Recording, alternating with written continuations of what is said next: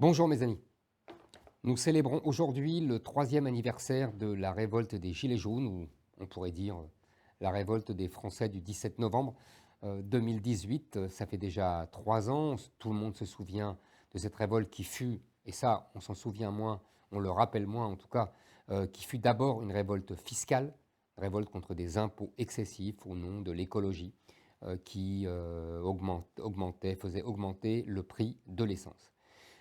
Tout le monde a en mémoire tous les événements des Gilets jaunes. Tout le monde a en mémoire aussi comment le premier mouvement, avec Jacqueline Moureau, mon amie, avec d'autres, a été détourné, manipulé par une extrême gauche fort habile à le faire, avec la complicité plus ou moins tacite du gouvernement. Tout le monde se souvient des pillages, tout le monde se souvient des dégradations scandaleuses de l'Arc de Triomphe. Tout le monde se souvient aussi comment le président de la République, Emmanuel Macron, a mis un terme à ce mouvement en inaugurant, on ne le savait pas encore à l'époque, son quoi qu'il en coûte, puisque c'est en distribuant généreusement 17 milliards d'euros qu'il a pu apaiser la grogne, évidemment en renonçant à sa hausse d'impôts sur l'essence. Euh, En fait, ce mouvement est bien plus profond que cette révolte fiscale. Ce mouvement est le produit de deux phénomènes qui ont jalonné la France depuis 30 ans, depuis 40 ans, qui sont le premier, la désindustrialisation, et le second, l'immigration de masse. Je m'explique.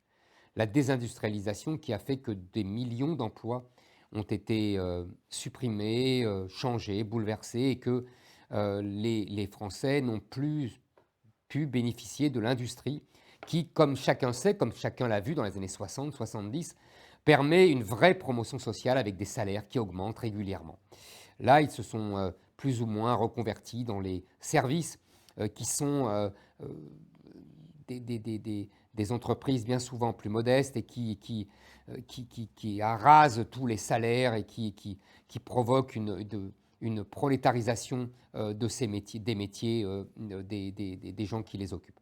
Ça, c'est une première chose. La deuxième, c'est que l'immigration de masse, qui s'est répandue dans toutes les banlieues des grandes métropoles, a empêché ces Français de se loger, car ils en ont été chassés par les vagues migratoires venues du Sud qui ont imposé leur mode de vie islamique, pour ne pas cacher les mots, qui puce la violence des caïds de la drogue, qui fait que ces quartiers sont devenus vite invivables et que les Français en ont été chassés. Et donc, le problème, c'est qu'ils ne pouvaient plus vivre à proximité des seuls centres de richesse dans le cadre de la nouvelle organisation provoquée par la mondialisation et par le libre-échange, qui fait que ces métropoles sont les endroits, les grandes métropoles, Paris évidemment, mais aussi Lyon, Toulouse, Bordeaux, là où passent tous les flux de la mondialisation, tous les flux économiques et donc toutes les richesses. Et donc il faut être à côté de ces métropoles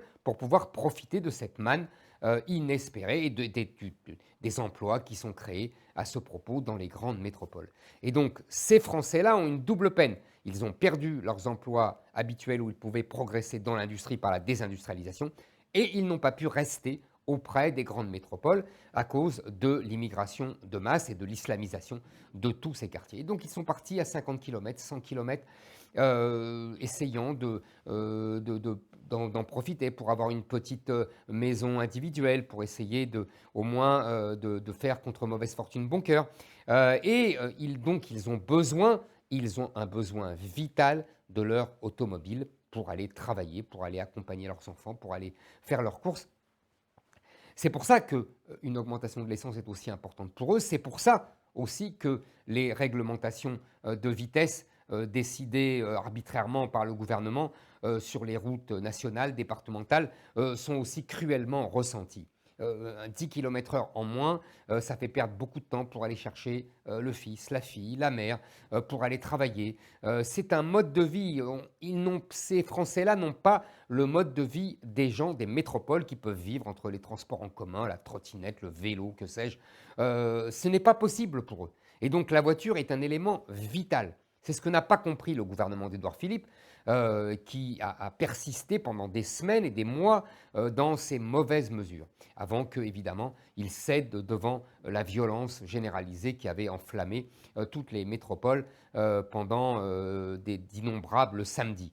D'ailleurs, les métropoles, on peut y voir un grand symbole dans ces manifestations, dans les grandes artères des grandes villes. Tout simplement une reprise, un retour de ces territoires où ils ont été chassés par la hausse des prix du logement et par, je le répète, l'immigration autour. Donc voilà ce mouvement, ce mouvement des Gilets jaunes est expliqué comme cela. Et c'est pour cela que moi j'ai proposé depuis quelques semaines des mesures simples pour justement protéger ces automobilistes qui ont besoin de leur voiture pour vivre, pour tous les actes de la vie les plus essentiels. Et donc j'ai proposé de supprimer le permis à points, qui en vérité ne fait que représenter une espèce d'épée de Damoclès sur la tête de 90% des gens qui conduisent très correctement. Ça ne veut pas dire qu'on ne sanctionne plus les chauffards, ça ne veut pas dire qu'on ne paye plus ses PV, ça ne veut pas dire qu'on ne peut pas même retirer le permis si vraiment il y a un cas grave, mais ça veut dire qu'on ne cesse de vivre avec cette épée de Damoclès autour de la tête, des points qu'on perd, etc. C'est absolument inadmissible, on infantilise les Français et les pays européens qui n'ont pas ce permis à points n'ont pas plus d'accidents que la France. C'est pour ça aussi que j'ai proposé le rétablissement du 90 km/h sur les routes nationales et départementales, qui est d'ailleurs déjà opéré par un tiers, je crois, des départements. Et puis, il y a un autre problème, qui est que les salaires de toute cette France périphérique, de ces Français qui se sont révoltés, sont trop bas. Alors évidemment, le problème, c'est que les charges sociales payées par les salariés et plus encore payées par les patrons sont tellement importantes que le salaire est bas, mais le coût pour l'entreprise est très élevé. Et donc, on ne peut jamais s'en sortir. Les patrons disent « mais moi, ça me coûte très cher » et les salariés disent « mais moi, je ne reçois rien et la différence entre mon salaire net et mon salaire brut est énorme ». Donc, je crois que c'est là qu'il faut trouver la parade. Et je pense que nous devons non pas réduire le modèle social des Français auquel tous les Français sont attachés, auquel moi je suis attaché, mais prendre par le biais de la solidarité nationale. Vous savez qu'il y a évidemment des mesures d'assurance, assurance sociale, on paye une cotisation sociale pour avoir le droit à l'assurance maladie, à la retraite, etc. Ça évidemment, il n'est pas question d'en enlever à qui que ce soit. Maintenant, il y a aussi ce qu'on appelle la solidarité nationale, c'est-à-dire les assurances familiales, les allocations familiales, pardon, les allocations logement, le logement social, le minimum vieillesse, le RSA. Je propose que toute cette solidarité nationale soit réservée aux nationaux et qu'elle ne soit plus distribuée comme ça au monde entier, à tous les étrangers, d'où qu'ils viennent, quels qu'ils soient, quoi qu'ils fassent, même qu'ils travaillent ou qu'ils ne travaillent pas. Ça suffit. Nous pouvons ainsi économiser, selon les calculs que j'ai fait faire, 20 milliards d'euros. Et donc, avec ces 20 milliards d'euros, on peut faire beaucoup de choses. Par exemple, on peut diminuer la CSG des salaires les plus faibles, au SMIC ou à 2 000 euros, ce qui permet une réduction massive de la CSG, ce qui permettrait par exemple pour un salarié qui a le SMIC d'avoir 1 350 euros en plus à la fin de l'année. C'est colossal. Une réduction de la CSG qui passerait de 9% à 2,5% et pour un SMICAR et qui serait très très conséquente et qui serait financée par cette suppression de la solidarité nationale qui est distribuée indûment aux étrangers. Voilà des mesures qui peuvent être effectivement efficaces, qui ne coûtent pas d'argent car elles sont financées par la révolution dont je parle, que je le répète, que la solidarité nationale revienne aux nationaux, aux Français, comme effectivement d'autres mesures qui seraient, par exemple, de réserver le logement social aux Français et non plus de le donner aux étrangers. Il y a aujourd'hui 20 à 30% des logements sociaux qui sont réclamés qui sont obtenus par les étrangers.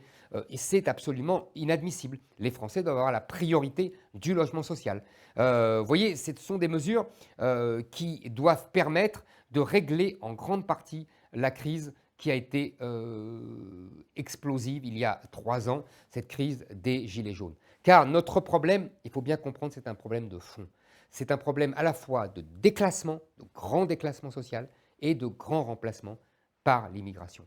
Ces deux phénomènes provoquent la crise majeure des Gilets jaunes et provoquent un appauvrissement généralisé des classes moyennes françaises et ce qu'on peut appeler une tiers-mondisation du pays et en particulier de ses classes moyennes. Cette tiers-mondisation est vraiment le phénomène majeur de notre temps.